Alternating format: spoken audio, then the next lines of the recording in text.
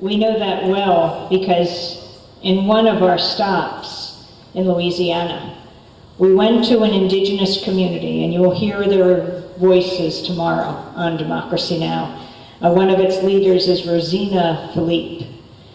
They live in one of the bayous. You'll get to them by boat. Their houses are on stilts. They were wiped out by Katrina, but they have come back. And we went to the pier to get on the boat to visit them, following Alaskan indigenous men and women who were going to teach them a little about the lessons they learned from the Exxon Valdez 22 years ago. It was interesting as we waited on that Sunday for the Alaskans to arrive. Finally, Faith Gemmell came. I don't know how many of you know this remarkable Alaskan indigenous activist, but I last saw her, interestingly, on April 20th. You know, April 20th was the day of the oil rig explosion. We were both in Bolivia. President Morales had called the People's Conference on Climate Change and the Rights of Mother Earth. Pachamama is the indigenous term for Mother Earth.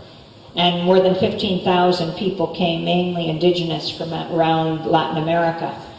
And Faith Gemmell had come from Alaska, and she was on the stage just outside Cochabamba in Tiquipaya, along with President Morales and others.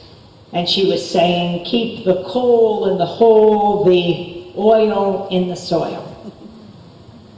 And that was the day that the explosion took place. We don't know how many barrels or gallons of oil have flooded now the Gulf of Mexico, making their way past Florida and up the east. We don't know, because not only is, of course, BP lowballing it, but the federal government has not even given us the accurate figures. First, they were based on BP's, which is hard to believe, considering the fines for BP will be based on how much they've polluted the water. Do you think they're going to accurately tell us? But we expect the federal government to do that and to act independently of this major corporate criminal.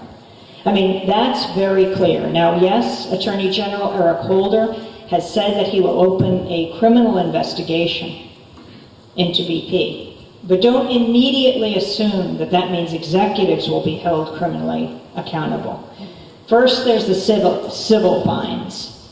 Then there's the issue of criminal fines. But that's how BP and the other oil companies operate.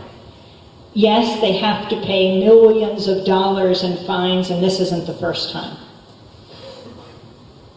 I do think the way their culture will change is when the executives behind that corporate veil are exposed themselves. I mean, you have protesters who hang banners that say things like Faith Gemmell, who face years in jail, or people like Tim DeChristopher, the University of Utah student, who's going to trial very soon. You remember what he did. He took his graduate student exam about the use of public lands for private drilling, and he went off to an auction that day. This was a year ago, a land auction of public land, and he actually picked up the paddle because they weren't bonding the bidders, and he started to bid on the public lands of Utah, the park lands of Utah, the areas around the parks, thinking this should not be up for the highest bidder. And he ended up in some cases being the highest bidder, and it's got something like $1.8 million worth of land. Of course, it's worth much more than that, and he didn't want it personally, but he didn't want the oil companies to be able to drill there. He faces years in prison.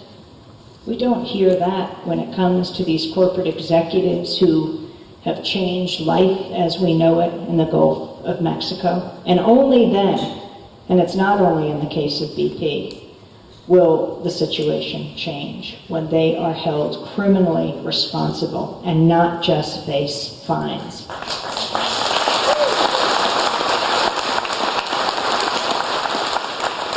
The BP CEO said on May 30th, the oil is on the surface, there aren't any plumes.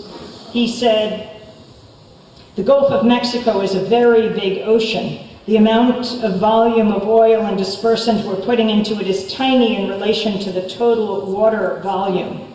He said, what the hell did we do to deserve this? I want to know what the hell the people, the flora, the fauna of the Gulf of Mexico did to deserve what BP has done to them.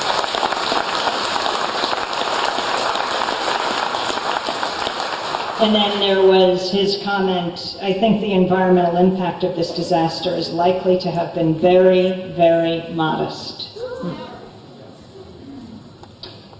I don't think Tony Hayward understands the term modest.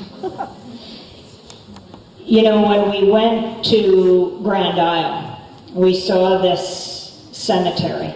It had just been erected that morning by a family on Main Street. It was makeshift. There were 101 crosses, wooden crosses on their front lawn, and it said something like, this is for the way of life we knew destroyed by BP and the federal government. And on the crosses it said, beach sunsets, po' boys.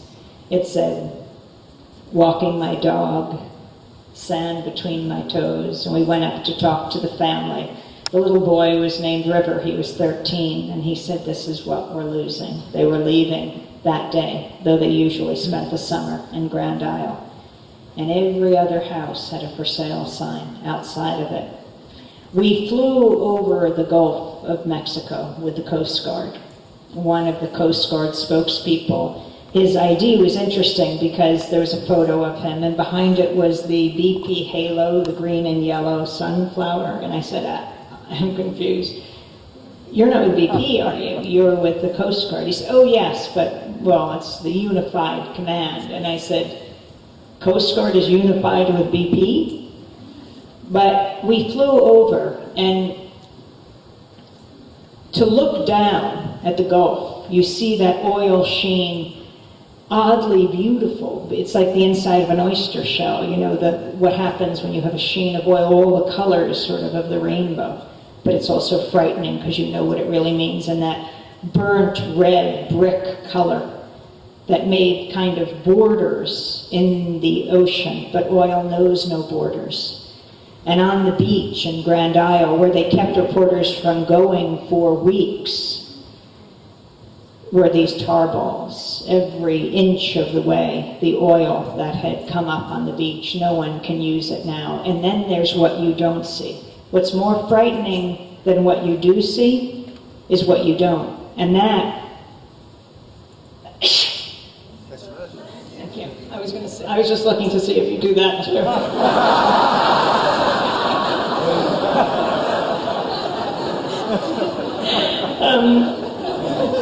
What you don't see is the oil below. These dispersants that are being used, this chemical, it's astounding because BP is British Petroleum. It's based in Britain. In Britain corrects it. What they've cornered the world market on, bought from this company called Nalco, not clear who exactly owns it. It's based in Illinois, is banned in Britain, and it's banned in the North Sea because it is so toxic. And yet they are drowning the Gulf of Mexico in it. And what does it do? It divides up the sheen, the oil on the top. It dissolves it, except it doesn't. It doesn't dissolve in the sense of making it go away. It just breaks it up into tiny globules that get into the gills and the oysters and the fish, and it infiltrates everything.